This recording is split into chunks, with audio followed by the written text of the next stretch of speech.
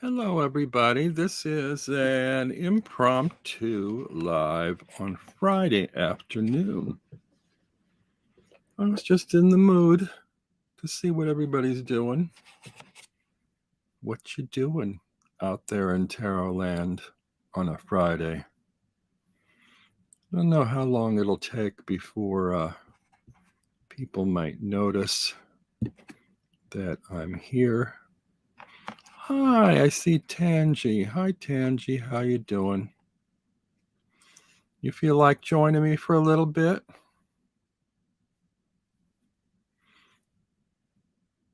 Hello, Strength Reversed. Hello, Aquarius Owl. And Jane the Seeker. Debbie, Aquarius Owl, would you maybe like to join me? I can send a link if you'd like. Oh, you're working. Yeah, it's still a work day for most people, I guess. I just got home. I got a new computer this week, so I'm kind of testing this out, this laptop.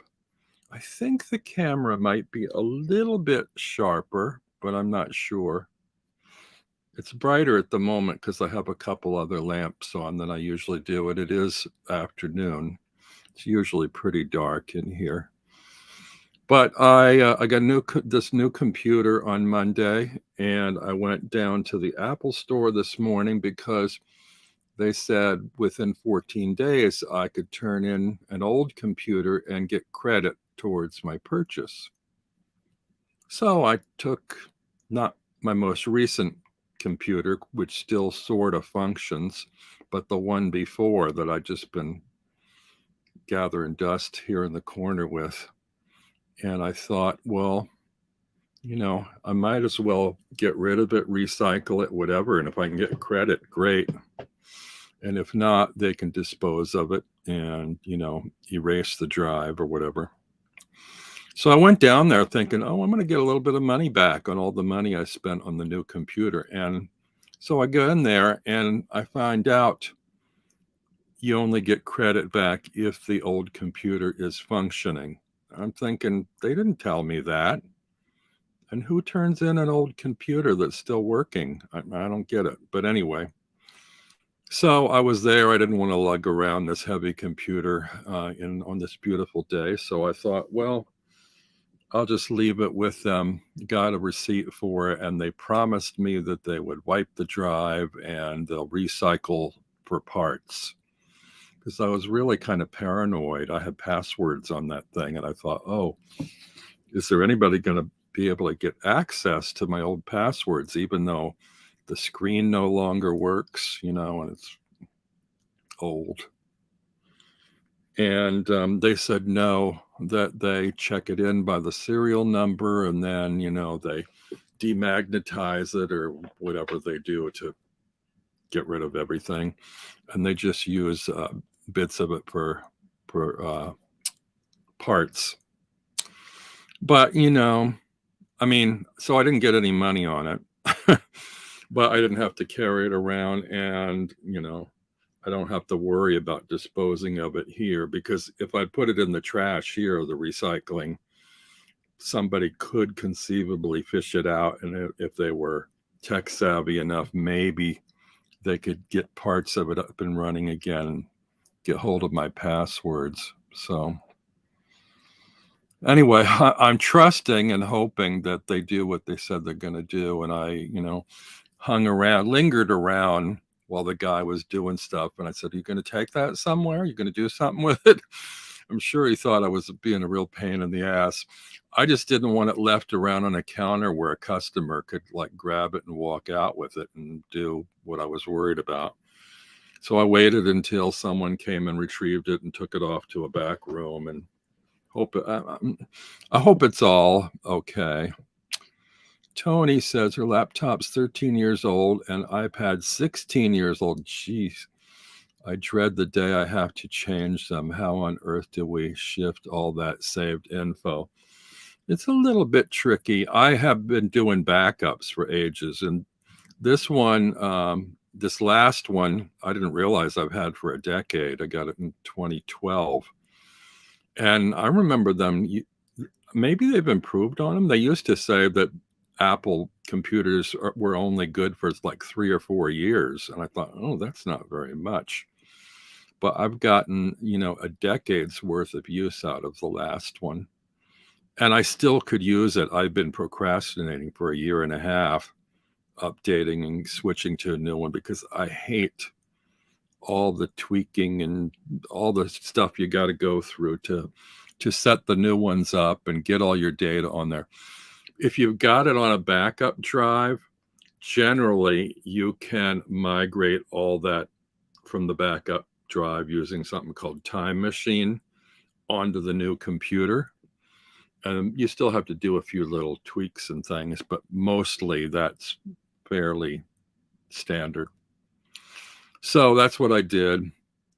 And actually, it went pretty well on Tuesday for the first half of the day. And then I hit a snag, and then I was on with customer service for about 3 hours in the afternoon, 2 different customer service people, or tech guys, whatever, walking me through. There were some issues or problems, but they got it all worked out, and everything looks to be fine now. Of course, I'm still having to go in and start new old programs and double check passwords and things, because I used to use Firefox for my internet, and mine was either outdated or something. That part didn't transfer, but it did give me the choices of Safari and Google Chrome. And since I'm already using Google for Gmail and stuff, I thought, well, I'll just switch over to Google Chrome. I think it's time anyway, and I don't have to mess with Firefox anymore. So I'm making a little bit of an adjustment there. Tangi says she's all about the Time Machine. Yeah. And back up the backup. I forget where it is. Oh, and that's another thing. I had iCloud, and I've been paying $2.99 a month for iCloud, and it's not been backing up because I forgot my password. So we had to go through all that stuff to figure that out. And then I found out, I thought iCloud backed up everything on your drive somehow, but it doesn't. It just backs up what's on your desktop, and I believe in your documents folder. So anything else, it doesn't bother with unless it's on your desktop. So that was an eye-opener for me. But I'm really bad at technology. Anyway, so yeah, I'm kind of, also I had a Magic Jack little device that I could use with my phone through my computer, which I liked. You can talk like a lot of places in the world endlessly for free, and it only costs, I think, $80 a year or something. But it turned out that the software and the hardware for it were so old they didn't work with this new computer. So that phone is kaput, unless I want to buy a new one, and I don't think I really want to. And then at the end of the month, my flip phone, which I love, they're discontinuing the service on that. It was Virgin Mobile flip phone, and then it got taken over by Boost Mobile, and now Boost Mobile is quitting their, is it 3G? I don't know this stuff.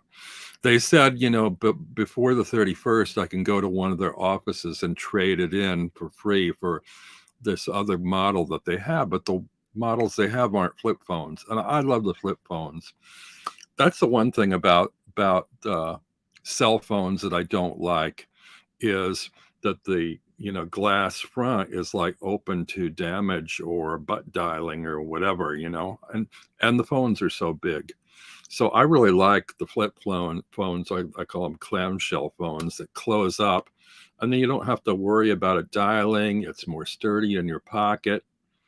But anyway, so that was a pay-as-you-go thing, and I was paying about $15 a month. So I just decided to let that go. So I had 3 phones. Now I only have 1 phone. It's an iPhone, and I'll just have to get used to that. Let's see what people are saying. I know I've been boring everybody with technology here. I don't really know what I'm talking about. Jane Seeker backs up her stuff all the time. I'm not as good as I should be about that. I'll wait about a month or something before I do a backup. But actually, no, I guess not all the stuff I'm doing now will go into the cloud. Maybe if I wonder, because I prepare my radio shows weekly, and that's through like iTunes and iMovie. I'm wondering if I put it on my desktop for a week or so, if it backs up onto the iCloud, and then I move the file from the desktop into its folder, will it continue to remain in the iCloud? Or will the next time it does a backup to the iCloud, will it remove it because it's no longer on the desktop? See, I don't know how that stuff works. Joan, hello, Joan Barrett. She says, Tangi, that's how I am, and I make notes for everything I need to remember, then I lose the note. Firefox browser is dodgy. Lots of gremlins, says Tony. I'm flip-flopping, scrolling up and down the chat. See, I'm bad at technology. I'm going to miss somebody's comments. This video seems really clear and bright. I can nose at the object in screenshot now. Oh. Yeah, it feels a little bit sharper. I did a test with a tarot card, and it seemed like a sharper image. I don't have a tarot card right immediately handy, but I have this. It's a little ad card from Spectro World, which is a recent thing I got. It looks to me to be pretty sharp. So maybe not as sharp as my iPhone overhead camera, but definitely better, I think, than my old laptop camera was. Hey, Jackie. You know, you guys all must be sitting on your phones or your computers like all day, day in, day out, because I didn't give anybody any warning. And here I am. And within a matter of minutes, you're all here. It's fantastic. Hey, Lisa. Lisa and I are negotiating a trade. Don't tell anybody. I won't go into the details. Oh, Lisa's at work. And so I was live. See who else is around. I think I said hello to everybody else. Oh, so I did a really brief little kind of show and tell thing. I got this coin on Etsy. I just fell in love with it. It's sort of a, no, I can't get it out of this bag. Oh, here we go. It's kind of a coppery bronze color. It's a little fool coin. It's got like a little texture in the background. I absolutely love it. It's not your typical RWS fool from the front. It's from the back, kind of walking away off the cliff, but I absolutely love it. And the back, unfortunately, is like just a diamond pattern. So I had to figure out a way to work with that. Oh, hey, Regina. And I could probably use this as a yes or no answer kind of thing, or just a good luck coin or something. I just really love it. I love the simplicity of it, but it kind of sums up the feeling for me of the fool. And excuse me, I'm reading this. If I read it as yes and no, I'm reading this as sort of yes and open to all possibilities. And so I kind of would like it if there was another major on the back that might be the antithesis of the fool. And I don't know what that would be. And if you can think of one, pop it in the comments in the chat, because I'd be curious to see what you would put on the flip side of a fool coin. But I'm reading the back diamonds as sort of like, you can see that kind of crisscross pattern pattern. It's not, if you're trying to move through that, it's not a straightforward path. You kind of have to zig, you have to zag. So I would say, whereas this is kind of open and inviting, this is kind of progress impeded. So this would be the no side of the card, or a negative aspect of easy flow and moving forward, you know? See if you agree with me on that, or maybe you have another idea. Also, diamonds, when you think about diamonds in the tarot, would be the pentacles, which this is a pentacle, sort of. It's a coin, right? So you think about diamonds, and I think about sort of worldly material things, perhaps impeding your flow or your movement forward. Like if you're grasping on material issues, don't they bog you down? Don't they maybe get in your way? Don't they keep you from moving because you're gathering things and clinging to things? So I don't know. Hello, I can't pronounce that. Lanyaka. I have just cut off toxic friend and got rejected from my dream job. I'm so sad. Sorry to hear that. Joan says, anyone getting the Kickstarter wooden tarot tokens? I haven't heard about those. Hoping they come quickly. Super excited about them. Missed out on the metal tarot charm deck. Jane says it's the completion of the Fool's Journey. Wait, what's the completion? What I said, or she said something? I have to back up a little bit. Oh, the world, she said. So the Fool would be on one side, the world would be on the other. Yeah, I thought about that. That might work. Tangi has a toy Joker coin.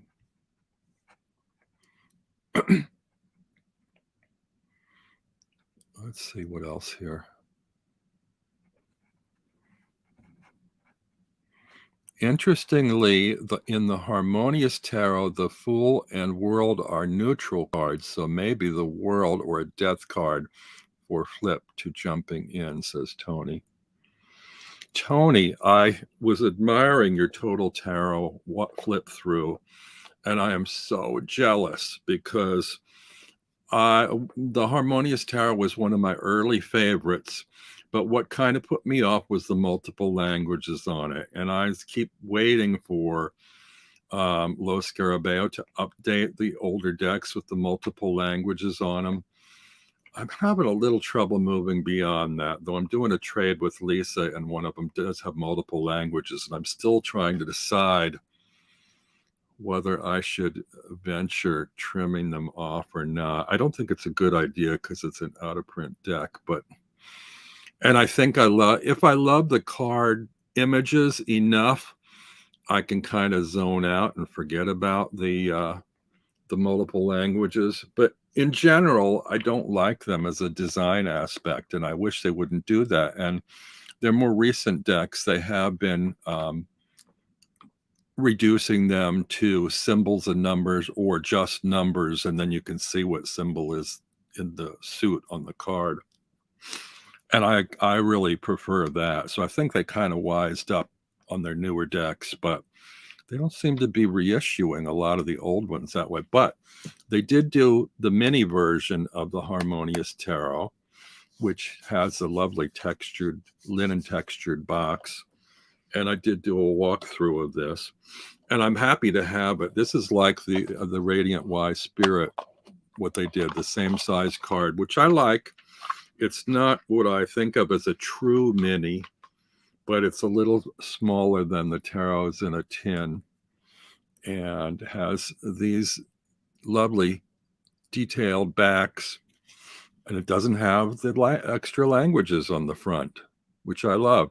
It does have a nice clean label on the bottom in English. The only issue I have with this is if I had been on the staff at Lo Scarabeo, I probably wouldn't have given the go-ahead to release this in a mini.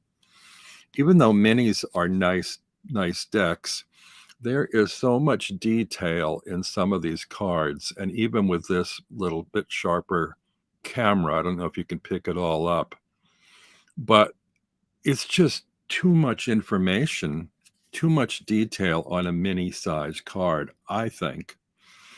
So I was waiting and hoping for them to do a full-size version of this, and Tony showed that that's exactly what they did for the included in 2 of the issues of the Total Tarot magazine. But you can't get a subscription to that in the United States. So I'm kind of screwed on that count. And I have a couple of people sort of working on it for me abroad, hopefully to try and get hold of a copy for me that I can buy from them. And I don't necessarily need the magazine. I just want the deck, but I'll take both if it's, you know, if that's what it takes. But yeah, I was so jealous when I saw Tony do that. And I wondered if it was going to be that way, because Simon of the Hermit's Cave did a Total Tarot showing of, which deck was it?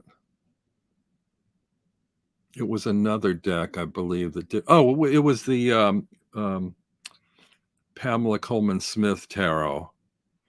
And it copied or emulated the Dirty Pam. No, I guess that wouldn't have made any difference anyway, because that didn't have the multiple languages on it, did it? That was US Games, I think. Maybe it wasn't. I don't know. I'm getting confused now. But anyway, I thought, well, you know, it looks like they're doing a variation on these releases for Total Tarot, and they're not putting the languages on it. So I'm very happy about that, but I'm also sort of sorry I can't get my hands on those issues or those cards. I'm not sure I would want a subscription anyway, because I don't want tons of, you know, random decks coming into my collection that half of them I already own, you know. But it would be nice to have sort of an a la carte, pick here, pick there, you know, which ones you want. They should have like an online sort of outlet shop or something for Total Tarot that you can buy the decks from if you want. Or Los Scarabeo on their website should have like some little back room that you can go into and, you know, buy those decks, because I'm sure there are extras somewhere when they print them up. Tangi said, just searched and it seems there's only the one tarot magazine in the UK. You'd actually jumped. You think there'd be a North American version? Yeah, I don't.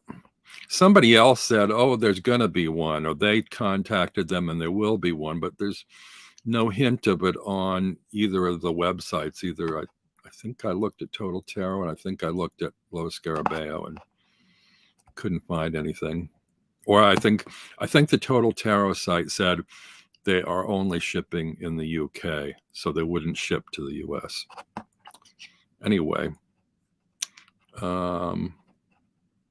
so far none have the languages, nor a little white book, which I don't need again. RWS again, Dirty Pam, Thelema, Harmonious, and the large Golden Nouveau. I've got the Golden Nouveau, although if it's larger than the regular size, that could be fun.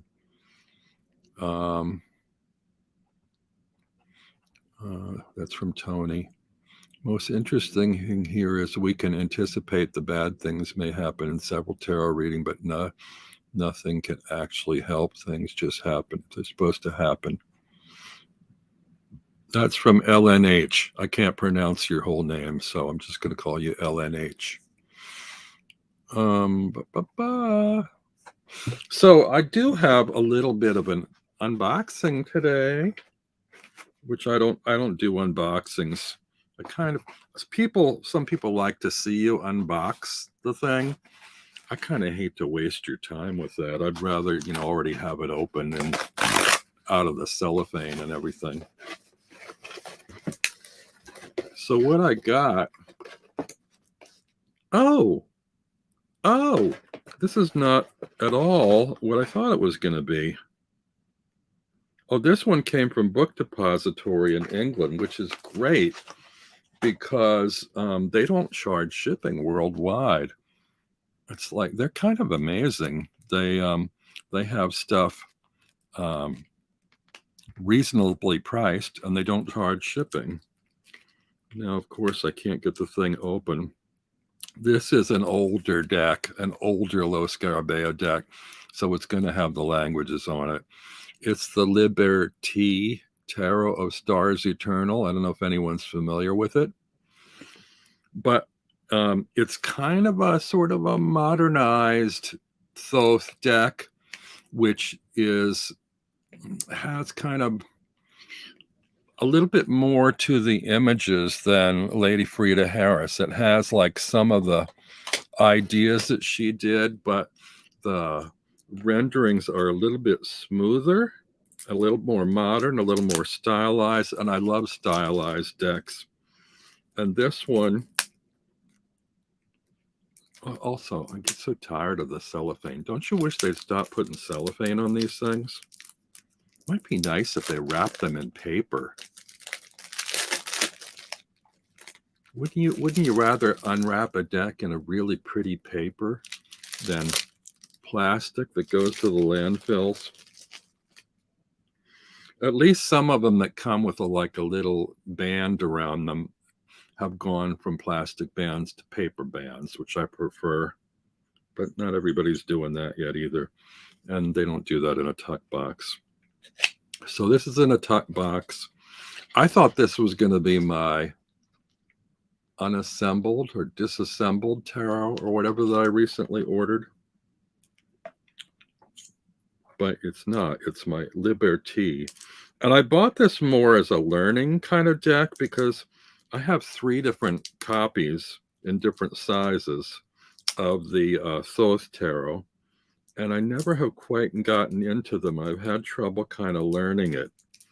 But I looked at these cards, and they have a little bit more of a hint of the imagery in the card that I think will help me on some of those cards that look pippish and give me trouble.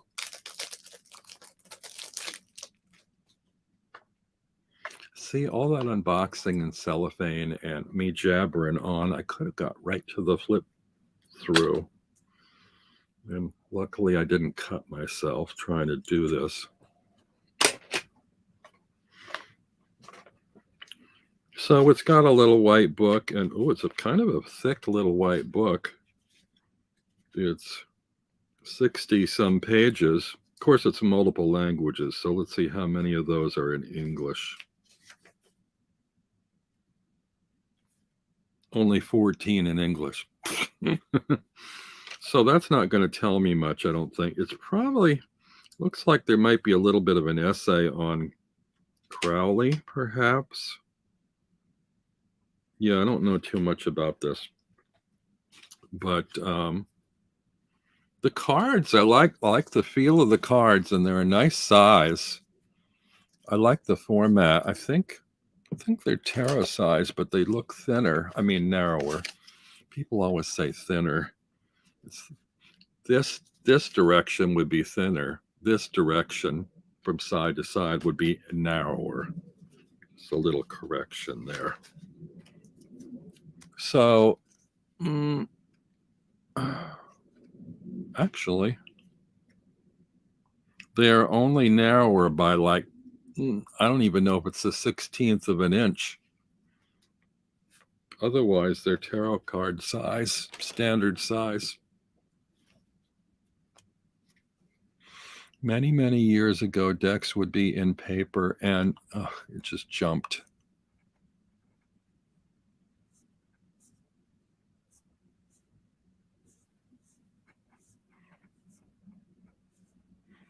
Sorry, my chat jumped, and no, I don't know where I was. I think Tony was saying something, and then I lost it because the whole thing jumped. Oh, yes, paper cover, says Tangi. Love Patrick's paper wrap deck, says Tony. Oh, there she goes. Many, many years ago, decks would be in paper, and of course, the nod to the fabric due to no box. Somebody is calling me on my old phone. I really thought about this deck, says Lisa. Look, that looks like the adjustment card on the backing. Oh. Yeah, I got it upside down. Yeah, I think it is. So, yeah, so this has the multiple languages, but it's got the Thoth images, but they don't seem quite as complicated as Lady Frida Harris, which has a lot of fine lines and like the colors. Things are a little bit more obscured.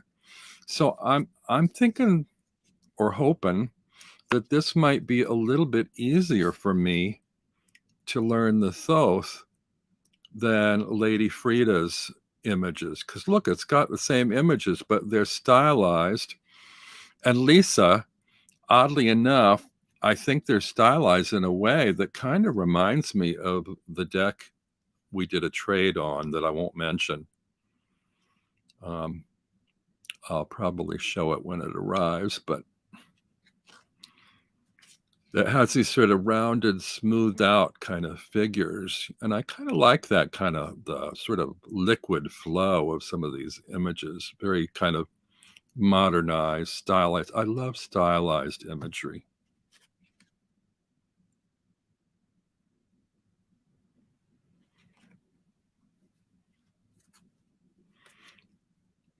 Do I have a secret bronze bust that you pull and a secret panel door opens to a gnome cave? Wait, are you talking to me? The bat phone. I believe there's a very out there card in that deck with a donkey. Oh, yeah, I did see that, which doesn't bother me. But yeah, I should note that there's a trigger warning kind of card in this deck. Yeah, it's a very sexual image with a donkey and a woman, which, I'm okay with, but, it's probably not, probably a lot of people aren't. It would probably be very triggering. I mean, I don't take a lot of tarot deck images at face value, you know. They're metaphors for things,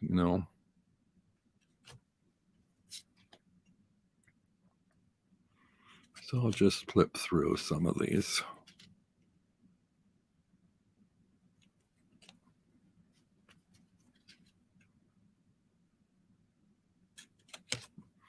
Again, I don't expect this to become, like an all-time favorite deck, but I am hopeful that it will help me learn the Thoth system easier. And once I'm familiar or used to these images, then I can pick up any Crowley Thoth tarot and read with it, probably.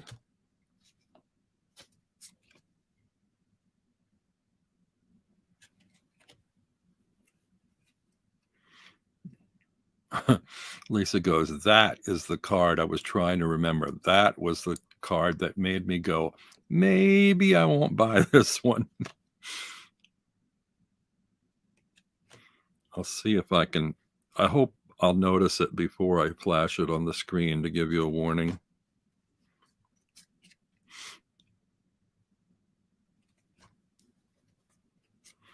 But do any of you, well, I probably won't ask the people who are fans of the Thoth, but any of you who have a little trouble with the Thoth see that maybe these images might be a little bit easier to take in than Lady Frida Harris's original art.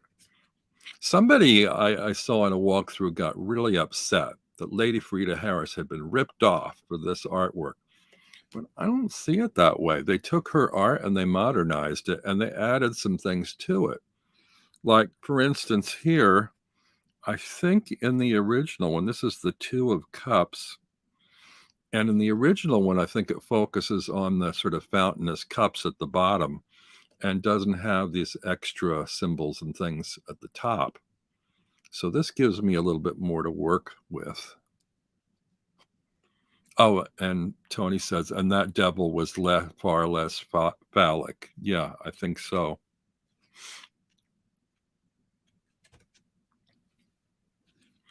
Actually, some of this reminds me of another deck I've had trouble with. Is it the Navigators, the Mystic Navigators, or the Navigators of the Mystic Sea, or something like that? I forget the actual name of it, but some of it kind of reminds me of that. Lisa says, this imagery is softer than Frida's, but I'm not sure this is any different than RWS clones redrawings. Yeah. Yeah, that's the thing. People get upset about ripoffs.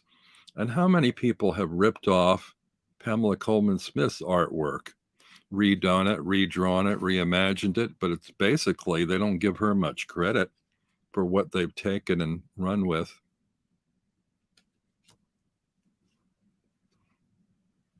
Well, this one's interesting. Seven of, what is it? The Seven of Cups. Look at this sad face at the top.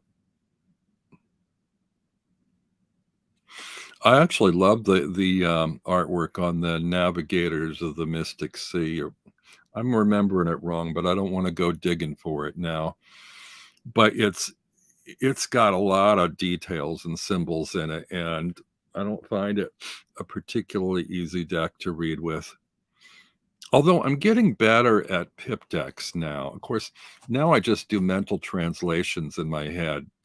I know the rank and the suit, and then my head goes, okay, what's that image in RWS? Oh, that's what this card is.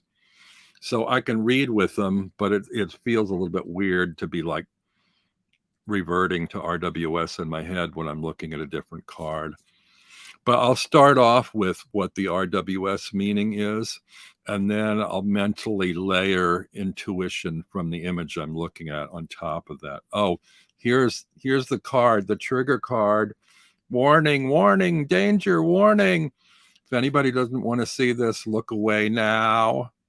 It is the 10 of Cups. So there you go. It's not like enormous until I zoom it right in on the screen, but that's it. I don't know if any of the other cards, you can come back now if you were looked away, if you averted your gaze. I don't know if any of the other cards are problematic. This also kind of reminds me a little bit of the, is it Barbara Walker tarot, maybe? Or am I confusing Barbara Walker with Margaret Peterson? I think it's Barbara Walker that I have in a tin.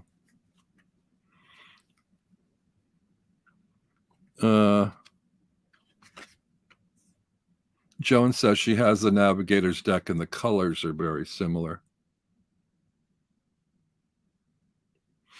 For some reason, as much as I dislike the multiple languages, and maybe if I work with this a while, it'll change, but my eye is drawn so much to the imagery in this that I kind of zone out and forget about the languages.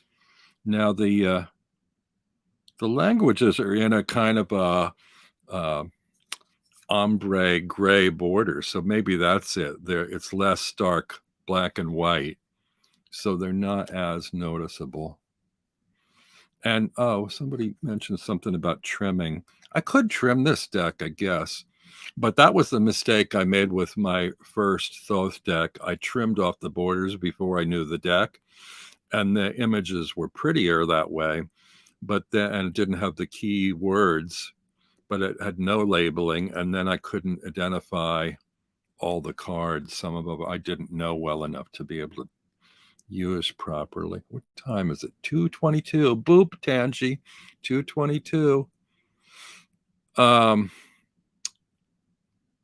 Yeah, I'm trying to think who's on today. I think Richard Longman Tarot's on, but I don't think he's on until 3:30. So I won't rush to get out of here. Like I said, this was sort of impromptu. Oh, I think this is on the box. Yeah, this is the one on the cover of the box. And actually, I think this is one of my favorite cards from the Thoth Tarot, this 3, but it sort of focuses more in on that than what's going on the top here. Oh, and look, we got a little bit of a, this is almost a kind of a, oh no, that would be 3 of Cups, wouldn't it? This is 3 of Coins, right? Oh, they call them spheres in this deck. I thought, oh, there's a kind of a 3 of Coins, 3 of Cups reference, possibly. But it's not cups, it's coins. No, what did I say? Spheres. I'm getting so confused with these decks that they change the terminology and the labeling on. That one's kind of interesting. Looks like it's a woman reading a book to sort of a devil character. Not quite clear what he's doing. A goat-headed character. So this kind of has like lower portion reminds me of the Thoth, and the upper portion gives me extra information, which I like that in some pip decks. They do that where there's like a hint or a nod to the RWS in kind of background images besides the pips, you know, which I usually find helpful. Hello, Essian. I don't know you. Was this a Lo Scarabeo publication? Yes, it was, or yes, it is. It's still in print, apparently.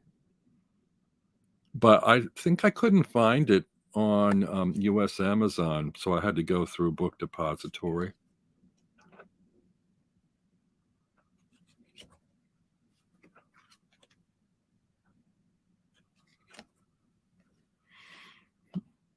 Oh, hello, Kirstine. This is the Liberty Tarot of Stars Eternal, which is kind of a inspired by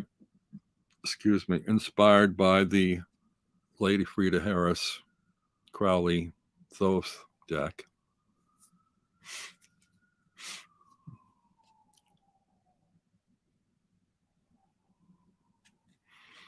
If anybody's interested, maybe, I don't want to impose on Jackie, but if she feels inclined to put a Book Depository link to this deck in the chat, I don't know if anybody's even interested in getting this, and everybody can Google on their own, but if you're interested, that might make it easier for you to order. I'm not real good at multitasking. Well, now this one looks pretty straightforward from the Thoth. This isn't giving me much more than the usual Ace of Scepters. Oh, they call them scepters in this deck. But I don't know. Do you even really need to read the labels? I think you can tell by looking at them that these are wands or batons or scepters or whatever you want to call the terminology. Oh, Joan says Llewellyn has it, but it's on back order. Christine thinks it's a pretty deck. Yeah, I was kind of surprised by it. I don't even know how I found it because it's an older deck. And I think just kind of browsing through YouTube, it somehow came up, which happens sometimes. You're looking for one deck, and you see a whole column of other decks or walkthroughs, or there's something related in them.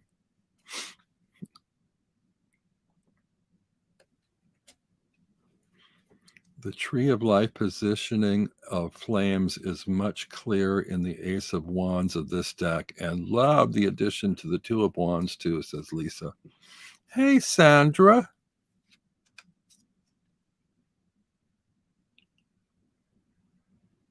How do you guys feel about, would you be deterred from this deck because of the languages, extra languages in the border? This is another one that I love the original of in the Thoth Tarot, which is basically the bottom of the card. And then we've got, oh, who is this up here top? Looks like a cowboy or a pirate or something. Sort of like a villain from an old-fashioned cartoon or something. Oh, thank you, Jackie. And I don't know if there's more. I've gotten to start calling this the Liberty deck.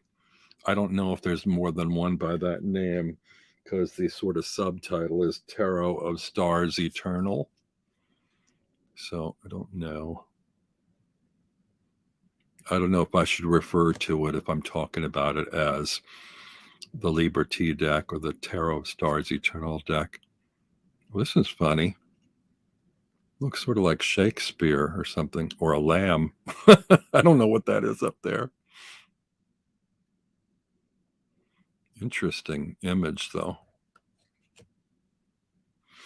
Tangi's not feeling this deck, but picky. Yeah, I'm really picky. I don't know why it appealed to me. I think, like I said, I thought it might ease me into learning the Thoth because I've taken 3 stabs at it with 3 different size decks, and none of them have taken yet. And maybe this won't either, but I thought, well, maybe it'll make it easier for me, as it's kind of like a learning thing, you know? So it's like, if this assists me in learning, kind of like flashcards or something, then it was worth it. And once I learn it, maybe I don't even keep it. Maybe I pass it on. But I do like I said, the sort of smooth, kind of sanded, rounded figures in the deck. There are no real sharp lines or hard edges like there are in Lady Frida's illustration. And there seems to be more defined negative space around the images here than in the Thoth, I think.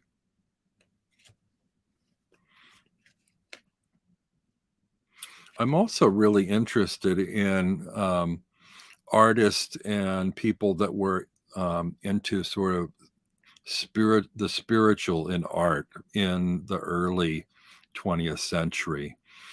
There was a big retrospective a year or so ago at the Guggenheim Museum, which I didn't get to during COVID, but I saw a virtual walkthrough online of an artist. I can't remember if she's from the Netherlands or where she's from. Her name was Hilma af Klimt. And she does these modern abstract designs. And when I saw it, I thought, gee, they remind me of Lady Frida Harris's art. And also, I remember a lot of modern artists like Kandinsky. Actually, there's a Kandinsky retrospect at the Guggenheim now, which I've been kicking myself to go see. Luckily, it's there till September, so I can get up there, hopefully. But all these artists that really delved into the spiritual in art. And, you know, from like the late 1800s through, I don't know, maybe up to even the 1940s, this sort of investigation in like the occult and spiritual nature of other realms and dimensions and, you know, apparitions and whatever. Let's see, what's everybody saying? Oh, somebody's calling me. Don't call me now. Leave me a message. I don't like it when I'm doing something like this and the phone rings. I'll just sit on my phone so you can't hear it as well. Sandra says that would be nice for you to go to, Robin. Yeah, I want to go. The problem is during COVID, they changed their whole setup where you have to pre-buy tickets online and make a reservation. And it's way uptown. And I don't do well with public transportation. So I've sworn off taking the subways.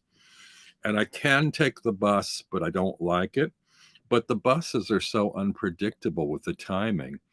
And this is like a 70 some block drive uptown on the bus from here in traffic.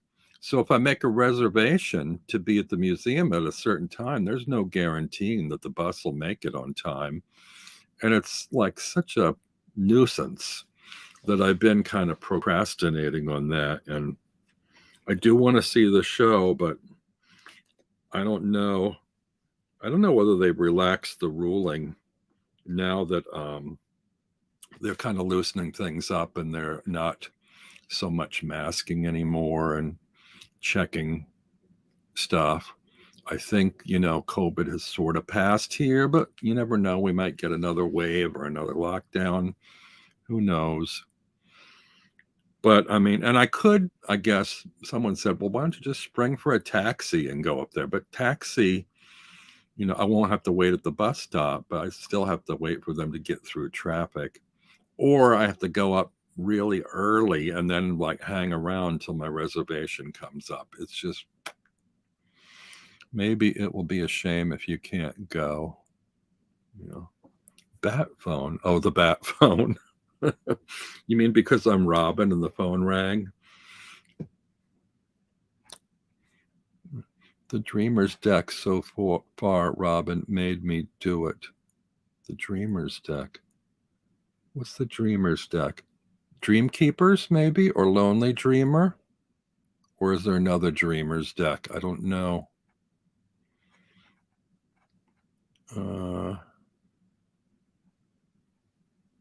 Oh, Joan found a video of Hilma af Klint, who's someone who's a makeup YouTuber who's an art student, and did a video telling the story of, oh no, this is different. Joan, there's another video that's somebody actually walking through the Guggenheim talking about the art, painting by painting, and showing it. It's really good. It's like half an hour, maybe even an hour. I don't know if I can find it, but but Joan put the name in. It's actually, I think it's Hilma, not Hilda, but the last part's right. Af Klint, not Klimt like Gustav Klimt, but Klint. And her work is really fascinating, and was sort of like, she was kind of unappreciated or unrecognized kind of during her era. And she did these giant works, 10 and 12 foot paintings on paper, and sort of like hid them away. And I think she even made some kind of a legal thing where she didn't want anybody to look at her work until 40 years after her death. So the time has passed, and then they finally, did this retrospect of her art. And there's a big fancy book of her work too. And I have a big Abrams book, I think, called The Spiritual in Art, and it does have a few of her illustrations in it. But again, her work really reminded me a lot of Lady Frida Harris. And I kind of wonder if they'd ever cross paths, because, salons and occult circles and covens and whatnot are generally just kind of, side groups of people that meet on the sly, and it's not like out in public. They find each other somehow. So I kind of wonder. Tangi wants to get more Dixit cards. Oh, she's talking about Tony. I think Tony started using Dixit cards. Yeah. I combined a couple. I think I mostly use that Daydreams version of the Dixit deck. But and those are the images I like. But to tell you the truth, I haven't used it much as an oracle since I did that. I just kind of like looking at the pictures from time to time. Essien Mavek. Speaking of spiritual paintings, I wish someone would license Austin Osman spare cards from the British Museum and reprint them. Why has no one done this yet? I don't know who that is, but maybe I'll look that up.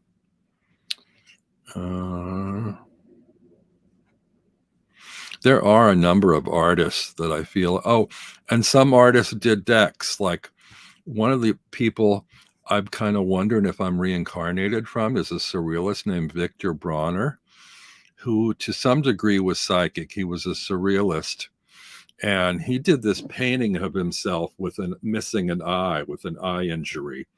And after he did the painting, he got into a barroom brawl with someone and lost an eye. So, like, how's that for psychic messaging or ability? I mean, crazy. But I came to New York as a performance artist, and one of my first most famous performances, which you can see a picture from on my Wikipedia page, is a theatrical kind of tableau presentation. But I'm basically have these little plastic baby dolls encrusted all over my torso. And oddly enough, I had never seen this image from Victor Bronner, but he did a multimedia painting of a naked man with little plastic baby dolls glued all over its body. You know, synchronicities. But maybe I used to be Victor Bronner. If so, I hope the eye thing doesn't happen. But you never know. I'm pretty sure he died before I was born. Sandra says, how cool if you were reincarnated from him. And I do like his, oh, I know why I brought him up, because he did paintings that were like designs for a tarot deck. But his tarot deck has never been reproduced as far as I know. And a year or two ago, I think they released a majors only deck of Leonora Carrington's paintings for tarot. And I almost got it, but I think it was like oversized cards with enormous borders, and kind of expensive. So I didn't do it, and now it's like out of print. I probably should have gotten it. Joan got goosebumps. Tangi says she thinks she's MC Escher reincarnated. He died a month before she was born. MC Escher would make a great deck of cards, and I don't think they've ever done that. Now, I don't think he designed a tarot deck, but they do a lot of these where they'll take an artist and they'll reincorporate or, steal their artwork or borrow their artwork and make a tarot deck out of it. Like the Harmonious, that's, Walter Crane he was an illustrator from the late 1800s. Now, he didn't do a tarot deck. These were illustrations from children's books.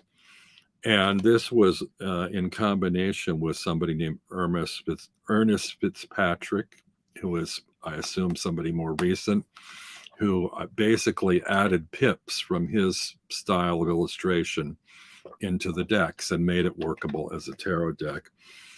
And Lo Scarabeo is kind of notorious for doing stuff like that, although usually they don't use the original artist's art. Like, they'll name a deck after an artist, and then they'll go and find some other copy illustrator to try and emulate their style and reproduce it. And the worst offender to me for this was the Bosch Tarot, because I like Hieronymus Bosch, but I would love to have had his original, details from his paintings in a deck. And they hired somebody to redraw, repaint them, and they're horrible, I think, in my opinion. You might like them, but it's a really poor, pale comparison to his original art. And there is a Bosch deck that came out a year or so ago. I didn't get it because it doesn't follow a traditional system. It's a new system. I think it has 5 suits in it instead of 4 elements. There's 5 and some different labeling or something. Otherwise, I would have bought it, but I just found it too confusing and I didn't want to learn another system. Oh, Tangi's going to make her own Escher deck at some point. Yeah, that'd be cool. Yeah, and you can always do this. I mean, on your own through MPC, I think you can privately do it. You just can't resell it. So, I mean, if you get a good art book on the artists that you like, and you have a scanner or even a iPhone or whatever camera, you could take pictures and make your own deck, I suppose. I have seen so many Alice decks, and none of them use John Tenniel's original artwork. I keep waiting for one to come out, and I finally found one through a company in Europe called Tarot in Wonderland. It's a majors only tarot deck, which I don't mind. I don't have an issue with majors only, but I didn't realize when I bought it that they were going to be oversized cards. I mean, they're kind of like oracle size cards, and there's a lot of borders on it, and there's quotes from some of the stories. And here's a picture of John Tenniel. There's quotes from some of the stories along with the number and name of the card, and then there's like keywords on the bottom. It's just too much on there. But I do like that they kind of look like age cards and they have his illustrations on them. But whoever put it together didn't really, I don't think they picked the best illustrations for the cards. For instance, this is the image they chose for the devil. I wouldn't have used that for the devil. Maybe the tower, but not the devil. This is the Empress. That sort of works, I guess. Just the Hierophant. I think I'd have made that the Emperor. And these are big fat borders on these cards too. I've been kind of debating whether to trim them down, but I don't have a guillotine and I don't have any guidelines to go by to get an accurate trim on these. Also, I don't like the backs. I don't like when they put type on the back instead of a design. Look at this. This is the Lover's card. Give me a break. Why would they choose this image for the Lover's card? Oh, here they have the Emperor. Maybe. I don't know if I'd pick the Emperor or not for that one. And here's the Moon. Really? The Moon? Judgment. That one works.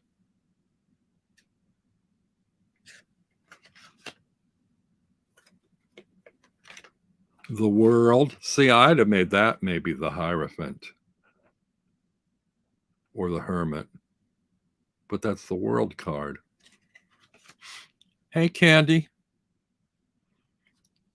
Tangi has a Tenniel playing card, Alice deck. Yeah, I think I had one like that too, but there were like some typos in the text, which really bugged the crap out of me. And it was on like kind of crummy cardstock too. So yeah, I don't know, but here's one. This is the Hanged Man. I don't know, the Hanged Man. I think there's a Father William image from this story where there's someone standing on their head that might have made a better Hanged Man. I don't know if that's in here or not. I don't see it. I think I dragged out my copy of Alice and started turning pages to see if there actually were enough illustrations in the deck to kind of make my own 78 card tarot deck. And there were, but some of them, the formatting would be really tricky. I don't know if I'm ever going to do that. Oh, Jackie had to leave. Thanks, Jackie. Bye. Sorry. Oh, she has a phone call.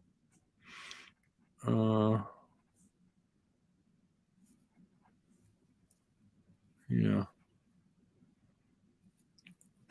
Well, I probably shouldn't stay on too much longer. 2:47. I would have been on an hour, I think. A little more than an hour. Anyway, we got to look at a bunch of stuff.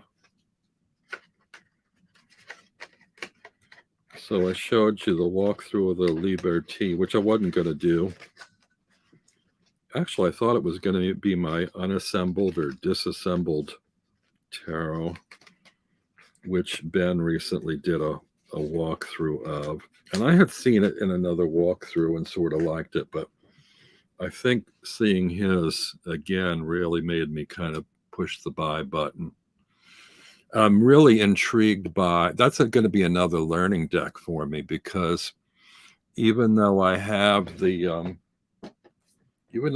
this book which dissects all the images in the RWS by their symbols, that's exactly what the disassembled or unassembled tarot does. It's no figures in the cards or actions. It's just all the symbols on the cards. And I'm actually looking forward to the guidebook for that one. And I rarely refer to the guidebooks, but I think that's going to be a really good supplemental learning book. In addition to this has almost all the symbols in it, but not all of them. So I think that's going to be another sort of helpful learning guide. Tony wants to do a Dixit live chat around this time. Maybe we could do that. Might be better to have different Dixit decks than talking about the same one, but we could. I don't even remember if I ended up, I think I just ended using the Daydream one and pulled out 3 or 4 cards that didn't quite seem like they fit. Sandra rehomed her Queen Alice tarot and then was gifted back, so she's meant to have it. I have the Tarot in Wonderland that I got one day because I thought, oh, it's kind of pretty, and I'm bored and it's cheap. And I think the cheapness of it on Amazon made me go ahead and push the buy button. And I got it and I looked at it, but I haven't used it. And it's in my purgatory box ready to rehome.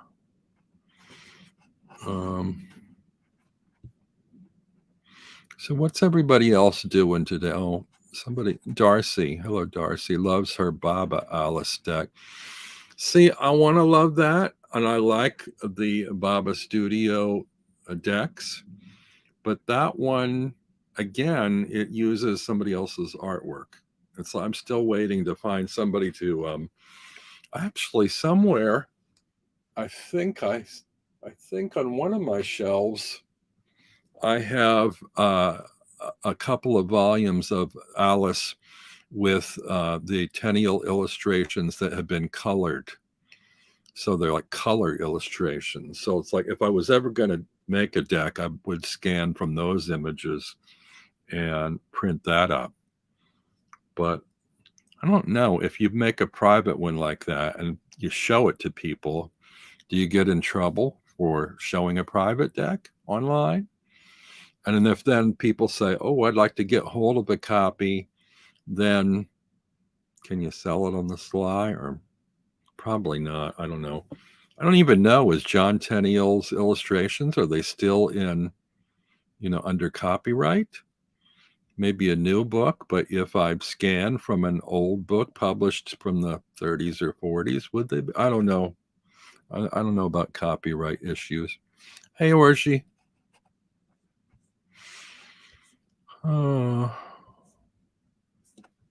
So for anybody that came in late, I'm going to re-show you my Fool coin. Isn't it beautiful? I don't know if Sandra saw this earlier or not. I love this coin. I love that he's walking away rather than walking towards me. Here's the back. Wyoming Win, hello, wants to make their own Star Trek deck, but don't know if printer companies would print it if it's just for me. I'm not sure, but I believe you can do stuff like that on Make Playing Cards if it's just for you. I think where they draw the line is if you open up a shop where you're trying to sell it or something. But if you create your own private deck, or she goes, oh, are we talking about selling decks under the table? Perfect time to arrive. I don't know if Orshi did hers through MPC or not. And also, I don't know if anybody here has done a deck through MPC where they didn't create the illustrations, but sort of borrowed imagery. Tangi says you can show but not sell.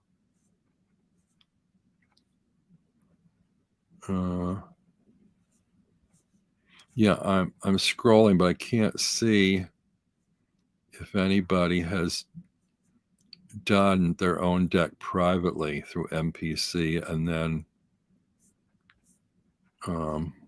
shared it or showed it.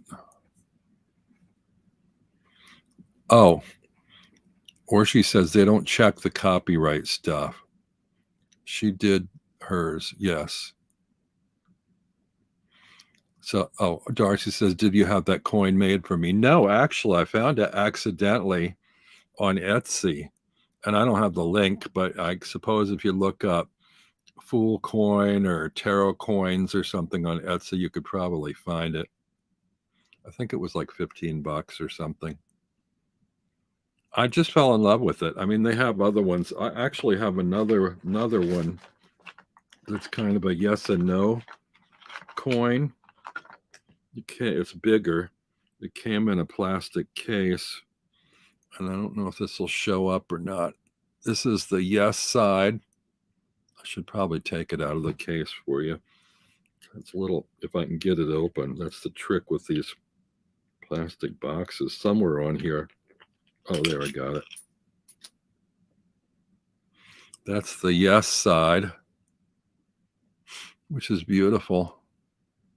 I think this one was about $10. And I don't know if it's pewter. It's probably not silver. And then the no side is like this skeleton with wings.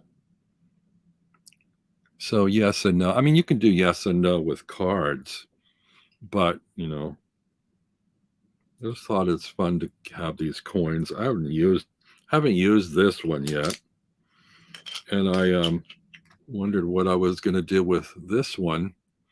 And actually, I tucked it in. I had a little brocade bag that I've been keeping my Harmonious Tarot in.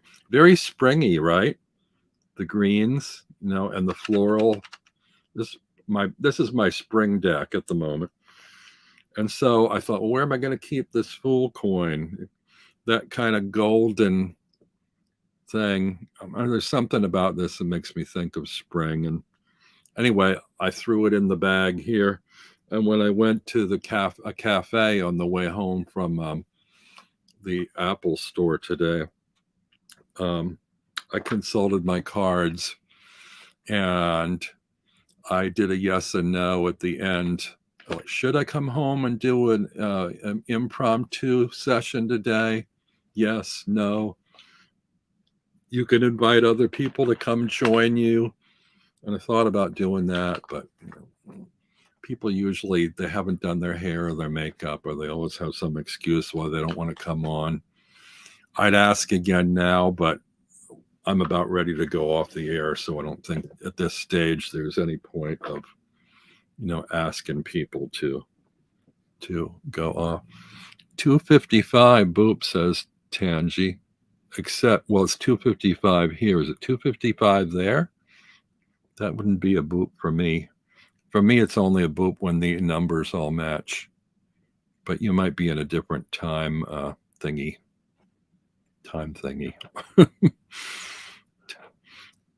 That would be me, LOL. Can't come on with no makeup, says Sandra. 1856, says Tony. 1956, says Orshi. Yeah, it's different everywhere. Oh, yeah, Tangi and I have the same time, 2:55. I'm not sure why she booped me. She started that. She started my habit of when I get I mean, I noticed it beforehand on my digital clock in my space, but countless times in the day or night, middle of the night, I'll look up and I'll see the clock and all the numbers will be matching. And there's some significance to that. I don't really know what it is, but some people are into that and they know all about it. Some kind of secret messaging from who knows, but I've been making a note of it. And, now I've gotten into the habit when the numbers match, I just note it and boop my nose. That's a Tangi thing. Those can be angel numbers, says Orshi. That's what I've heard, but I don't really know what that means, angel numbers. I think it has something to do with calling your attention to something, but I don't know what I'm calling my attention to. And whether it's the number itself or the fact that all three match that's more important. Or Tangy, LOL, boop, boop, boop. Was hoping to find Ben today. I'm thinking about trying to start some new little series with Ben that's still in the works, and it's kind of a secret, so I won't tell you what it's called yet, but I had a fun idea for a title. Kyle Gray has a book about them and tons of videos if you're interested.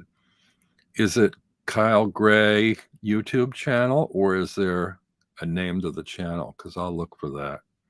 I guess I'll just Google Kyle Gray on YouTube. Every sequence of numbers has its own meaning, says Tangi.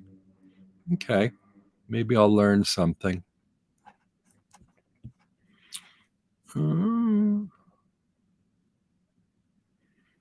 Anybody else doing anything special on this Friday? You still at work, off work? I don't see Lisa anymore. I think she must have gone back to work. She was at work. I guess most people in Europe are either off work or in their evening. Let's see, 3 o'clock here would make it what, about 7 or 8 or 9, somewhere in there, over across the pond, as they say. Oh, Lisa's there. Just listening and work. Lisa, you're so amazing at multitasking. I don't know how you do it. I thought you worked somewhere where you did readings. I thought, well, how is she doing? She must be between clients, because how does she do readings and still listen to me? Maybe I don't really know what she does, so maybe her job's more complex than that. Yep, Vino and Munchies film time, says Tony. Tony, where are you again? Remind me, are you in the UK? Or yes, you have a UK accent. You must be there, I'm thinking. Oh, Tangi's going to fly her spaceship. I hope it's all fueled up and the fuel isn't too expensive. Bye, Tangi. Okay. Oh, hello, Joe, behind the veil. The people come in, the people go out.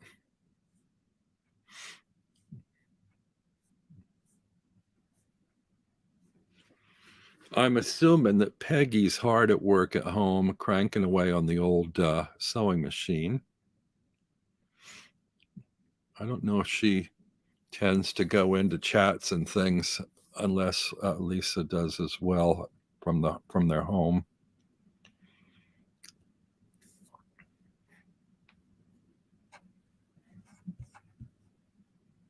Well, this is why I need 1 or 2 other people in the room with me, because I'm starting to get to a point where I don't know what to say and I'm running out of things to say. Lisa, yep, she's working on that and a secret project. Oh, that secret project. You hinted at that last week. And I don't know how long it'll be before we find out what it is, but that's enticing. Also, I haven't heard Rose mentioned lately. Is everything still good with Rose, Lisa? I assume that she's still working with Peggy and everything's good, but I haven't heard anything lately.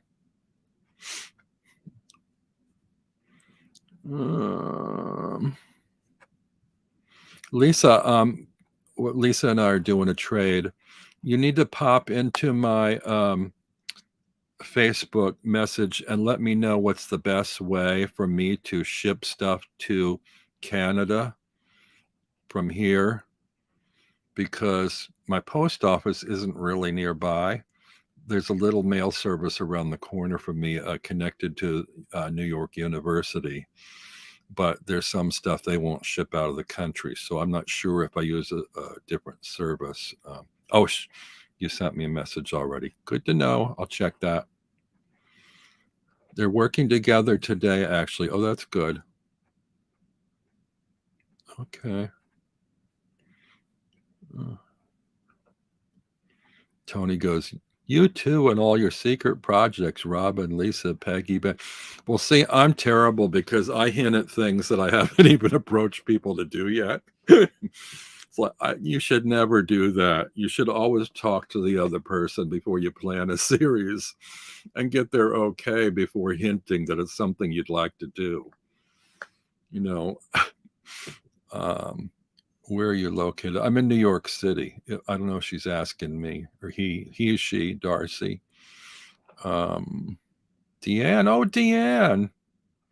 I'm so anxious to get Deanne back on the tube, even if she's nursing her baby at the time. Don't you all miss her and her channel? It's been a week, 2 weeks or something, and she's been in a couple of chats. But it's like, oh, I miss seeing Deanne. Even Deanne, come back, even if it's just to show us a peek at the baby, or just for like 15 minutes or until the baby cries or something. Please come back, Mama Tarot. Says Tony.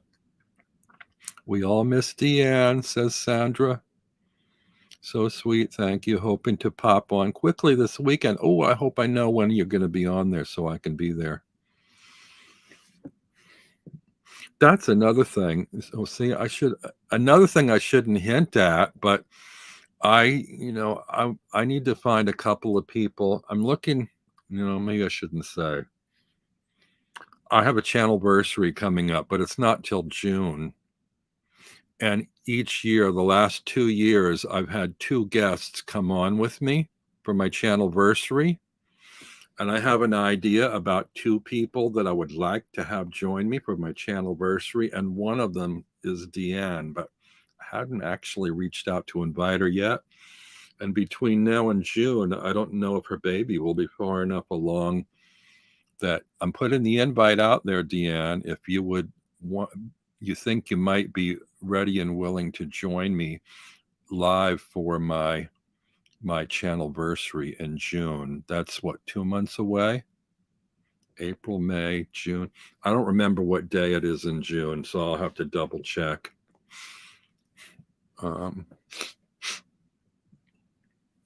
She says she'd love that. I would love that too. So I like to get a compatible trio of people together, that I think the personalities will work in a very friendly way, although that kind of is par for the course for most of the people in the community, I guess. LOL, no pressure, says Tony. Right. Yeah. Why don't I put Deanne on the spot? Right. Be fun if she said, fuck you, I'm not doing that.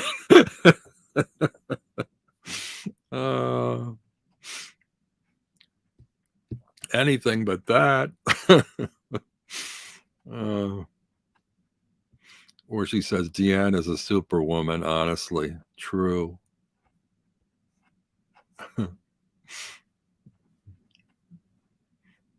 Get Rachel Pollack. Yeah, I should be so lucky.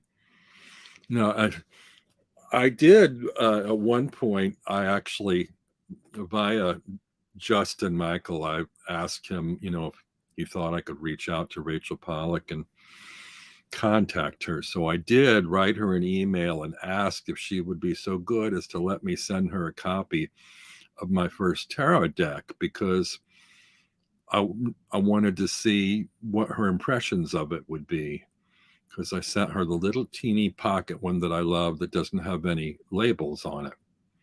I just wanted to get her opinion, and she very sweetly sent me an email response with her impressions of it.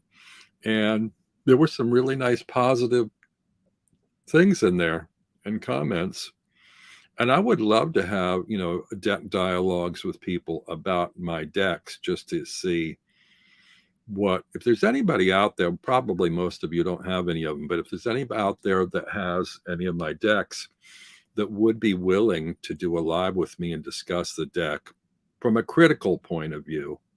I mean, constructively critical, not of this deck sucks kind of view, but it's like, oh, I don't like that about this card, or gee, I don't see this card this way, or you should have maybe done this instead. I'm open to that. I'm really curious to see how other people read and interpret my imagery. I'm also totally fascinated by majors only decks, and don't have a lot of them, but I have a handful. And a lot of people don't like majors only decks or don't like working with them. And I'm just not, I would like to have a conversation or dialogue about that. Not that I'm going to talk them into it, but like to see what the reticence is, or, yeah, Tony says deck casual. Yeah, basically that. I call them deck dialogues because I don't want to co-opt casual from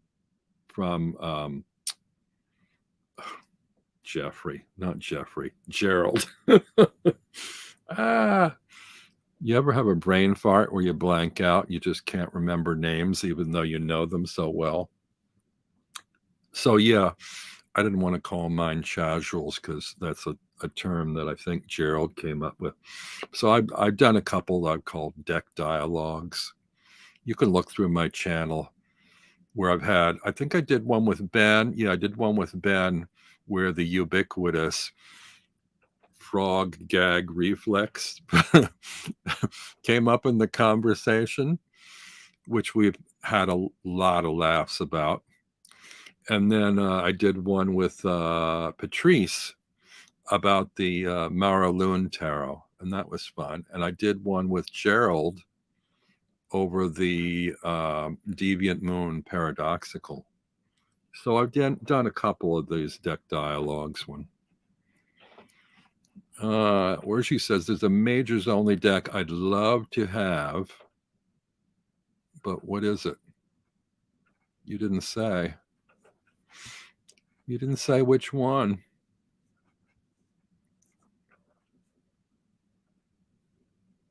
Last year's stream was really fun. Last year's stream. Which stream is she talking about? I don't know. I'm lost in the chat. It's easy to get lost in the chat. There's a couple people, I mean, Gerald and Deanne and Simon, but more so, I think Gerald and Deanne are, and actually Chris is good at it too, are really good at like following the chat and, tuning into everything that everybody says.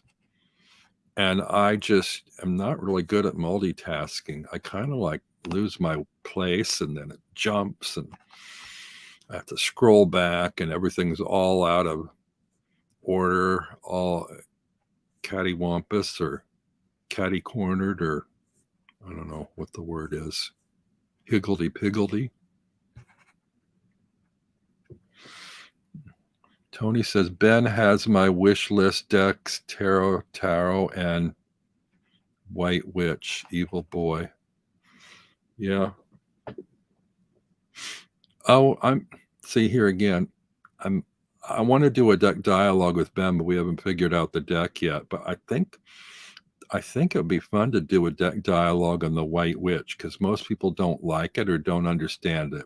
And in addition to it being a majors only deck, and it used to be in my top 5 favorites. It's kind of been bumped off the top list of my, favorite decks. It's further down the list now because some others have come along I like more. But I still think it's an important and intriguing deck and would love to have a really involved conversation about that. And it probably wouldn't run too long because it is a majors only, so it's only 22 cards to talk about. So if I can twist Ben's arm, maybe we'll do that. Not too many people I know have it. Oh, or she was talking about the anniversary stream. My anniversary stream. Oh, you mean about fun last year? Last year I had Gerald and Kristen because they're both from Ohio, and I was born in Ohio. Although Kristen wasn't born in Ohio, but she lives there now. And so I thought, oh, that'd be kind of fun to revisit fellow Ohioans. So yeah, we did that last anniversary, my second. And then my first anniversary was 2 out of the 3 people that inspired my channel. Well, I had Simon of the Hermit's Cave and Sandra of the Whispering Well both join me. So, I try to find something, some kind of significant connection to my guests for each channelversary. And so we'll see. We'll see. Keep tuned. That won't be till June. I've not seen that deck, says Joe. Okay, which deck are we talking about now? Oh, the White Witch, probably. Majors Only is called the Strange and Curious Foolishly Queenly Poetry Tarot. Oh boy, what a long name. Such thoughtful planning. I should do, oh no, it's not like I'm bragging on myself. Like I said, I'm really intrigued. I'm not trying to push my decks or sell my decks, but I'm intrigued about how other people interpret my approach to things. And Deanne got it when she got my Eyes Wide tarot deck. She understood what I was trying to do with that deck. It's a pip deck, but I did something a little different than the usual pip deck. And I wasn't 100% successful, but on some of the cards, I think it works. I arranged the pips in ways that emulated or simulated arrangements in the visuals of the RWS deck. And I don't know if anybody or too many other people have done that. So I actually would love to have a deck dialogue with Deanne about that particular deck sometime. Oh, Lisa's got to run. Bye, Lisa. I should probably go too. What time is it? Oh my goodness, it's 3:15. I've been on here an hour and a half. I should let all of you go and have a little break because Richie's going to be starting his Friday thing in 15 minutes from now, I believe. So, go have a pee break and go have a tea break and get yourself back here and check out Richie's channel. That's another thing I don't get much credit for. It's like I introduced Richie and Sarah Waterchild Tarot to the tarot community. I mean, they started their own thing, but the first week I saw them appear, I spread the word on them. Nobody says that. They I shouldn't be trying to grab credit for stuff like that, but it's par for the course with me. All right, listen, I love everybody here, and I love that you all join me on this Friday for kind of what you doing. Didn't get to hear much of what everybody's doing, but oh, thank you, Orshi. She says my deck can be found on Make Playing Cards. Actually, not my one deck. I have 4 decks on there, or variations on 2 and 2 others. So anyway, all right. Take care, everybody. Have a great weekend. Look for Richie in a little bit. Look for Deanne over the weekend. I don't know who else is doing stuff. Possibly Simon's doing something on. Oh, no, I think he said he's off this weekend for family business. But yeah, maybe somebody will jump on and do something on the weekend. Links to the decks. At Toadstool, links to the decks. I can't do the links at the moment, and our famous linkster Jackie isn't here, but also I don't know who else I have made mods because I'm in StreamYard, not in YouTube, so I can't really see. Anyway, you can Google or do a search, or it's not hard to find. If you search for the names of my decks, they're the Open Face Tarot. I think it's called the Open Face Tarot shop or store. It'll come up on NPC. Then it has the Eyes Wide Tarot and the Open Face Tarot Ghosted Edition, and the Little Lenormand deck.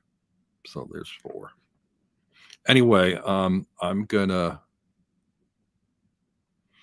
oh yeah, 3 fat readers coming too. That would be Sunday. Okay, see you guys, and thank you for coming by. See you. Bye.